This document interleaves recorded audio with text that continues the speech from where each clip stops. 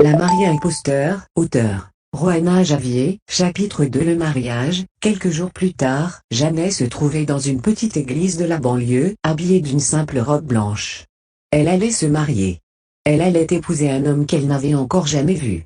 Elle n'avait pas loué de robe de mariée parce qu'elle voulait économiser de l'argent. Jeannet a dû payer les frais médicaux pour l'opération d'Enna.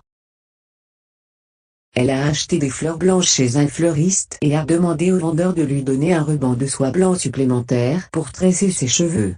Jeannet semblait pure et innocente. L'heure du mariage est venue, mais le marié n'était toujours pas arrivé. Le lieu de la cérémonie était presque vide et seules de rares personnes étaient déjà arrivées. Ne t'inquiète pas. Il est peut-être coincé dans les bouchons. Attendons encore un peu, a déclaré Bernie pour réconforter Jeannet. Jeannet avait du mal à respirer. Elle a entendu parler de l'homme qu'elle allait épouser. Il se nommait Ethan Lesté.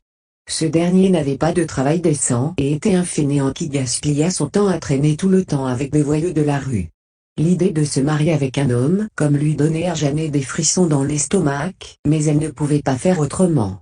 Pourquoi le marié et sa famille ne sont-ils pas encore arrivés?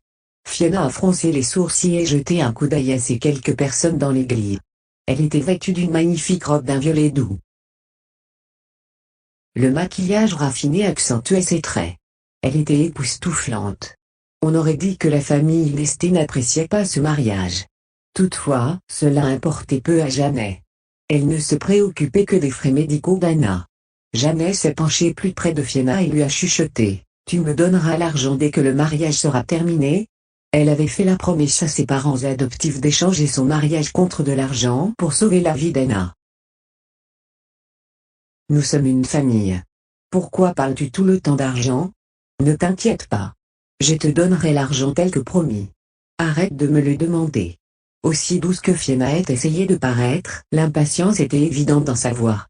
Dans le même temps, Jocelyn est aussi arrivé. Elle est entrée dans l'église portant une tenue éclatante et des bijoux coûteux, tenant le bras de son petit ami. Elle est passée devant Bernie et Fiona avec un sourire hautain. Elle a volé le riche petit ami de Jeannet, la faisant épouser l'enfant illégitime sans valeur de la famille Lesté.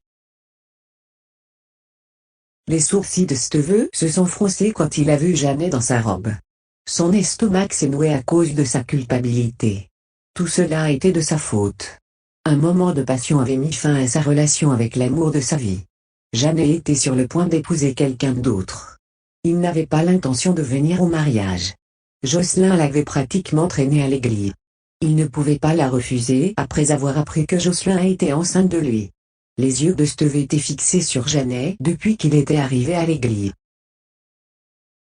Jocelyn ne pouvait supporter de le voir dévisager la femme qu'elle méprisait. Rien n'avait changé, même après toutes ces années. Jeannet réussissait à captiver tout le monde avec son charme.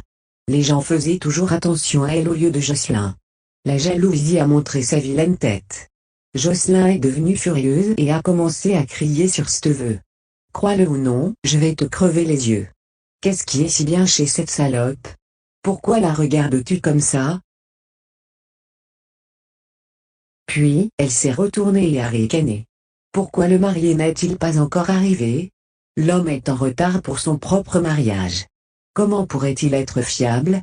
Sa famille n'a pas non plus pris la peine de venir. Il semble qu'il ne se soucie pas de ce bâtard.